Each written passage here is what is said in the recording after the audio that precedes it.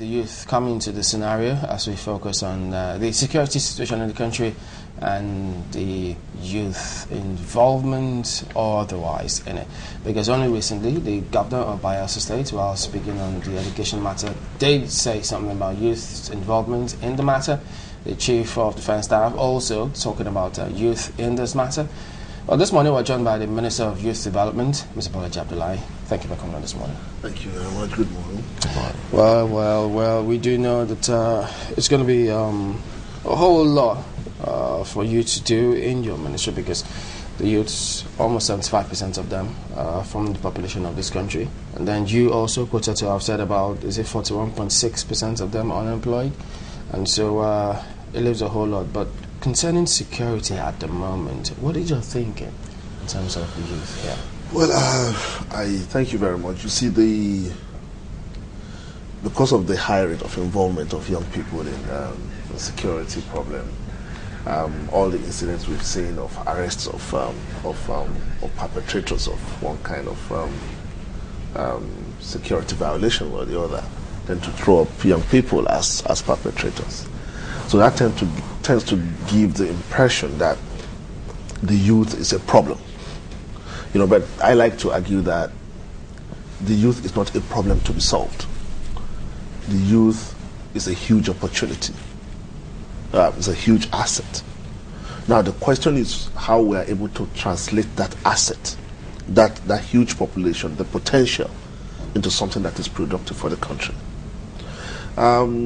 Yes, because the youth is a time that human beings want to experiment with things, is amenable and to all kind of persuasions. So it tends to get involved in all kind of things. But I think there are different factors responsible for the social, economic, psychological, sociological are responsible for young people getting involved in this. But I don't want us to see the security problem as a youth problem. It's not youth causing security problem. It's not youth responsible for security problem. But they get involved because you are not likely to see a 70-year-old man jumping the fence or sneaking through things. It's a young person that is likely to be involved. But that does not necessarily mean that the young people. Let me come in here. Now, I try to set a picture you were trying to paint of a 70-year-old man while jumping, which is absolutely not possible, especially in this part of the world. Now, since the youth, they have the energy, you understand now, and the zest to move. Don't you think is as a result of being idle, for instance? Let's take you to the north as a case study, the Almajiri system that we've seen, and government have a couple of times tried to see how they can address that issue. If those people were truly engaged, legally engaged, do you think a man who is on his duty post trying to get his daily bread would ordinarily leave that place and join those bandwagon of people trying to foment trouble?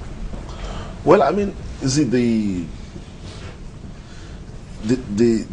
discourse of legal engagement tend to position the issue you mentioned, the Almajiri situation, as but you see, for me, we need to understand the story.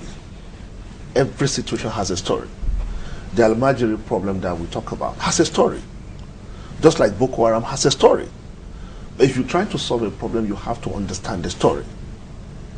I will come back to that, but let me quickly talk about the allusion you made to an idle hand being the devil's workshop. Very true. And because the rate at which we produce young people who are not able to find job outpace the rate at which we are able to find employment for them, so you can say the devil is doing a good job of creating employment for young people in that respect. But I want to call your attention to the case of the young man caught trying to bomb the American plane. Okay, I mean, he's actually a privileged kid. I mean, he's not a poor child. He didn't do that because he was unemployed. And that's why I said every situation has a story.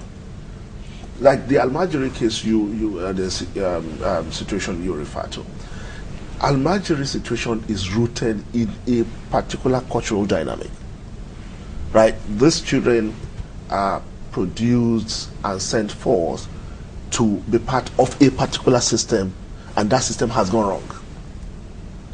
And you have to also understand that to every situation there are incentives for people. So in trying to tackle that problem, you have to ask yourself questions. Who are the people benefiting from the status quo? Who are people benefiting from the way things are? And that is why efforts we've made in trying to tackle the Almajiri problem have not really yielded the kind of result, because some people are benefiting from it. Some people send these children onto the street to beg so that they can bring returns for them, right? So unless you are able to address the question of incentives for those people benefiting from it, you are not likely to be able to solve the Almajiri problem. So that's why I'm saying that the issue of people using Almajiri to perpetrate violence, maybe after elections or something, is just that they found a ready army on the street. And whether these people are employed or not is a different issue entirely. But whether it's the same, whether you are talking of the Niger Delta, or you talk of Boko Haram, or you talk of Almajiri, or whatever, it is not just about lack of jobs. There is a story behind each of these. Okay, let's weigh the story behind each of these happenings, the incentives for those benefiting, and the life of this youth. Which should weigh more? Shouldn't that be the motivation? That does not justify anything. What I've said should not be seen as a justification of anything. But if you are trying to solve a problem, you can choose to look at it from a normative point of view. Okay, they shouldn't. But the point is they are. Now, because the way things are, how do we tackle it? And the point is, you cannot solve a problem unless, I'm insisting, you cannot solve a problem unless you understand the story behind it. You can continue to say, oh, it's wrong for Niger Delta youth to be shooting and all that. Yes, it is wrong. But until we begin to understand the story behind it and begin to address the story rather than the symptom, we didn't make any progress on that, right? And the same thing with the Almajiri. It's the same thing with youth. When you find youths getting involved in one kind of activities or the other, you have to understand. Look at this tragic case of 5 young men raping a girl and putting. There's a story behind it. The story is the collapse of values.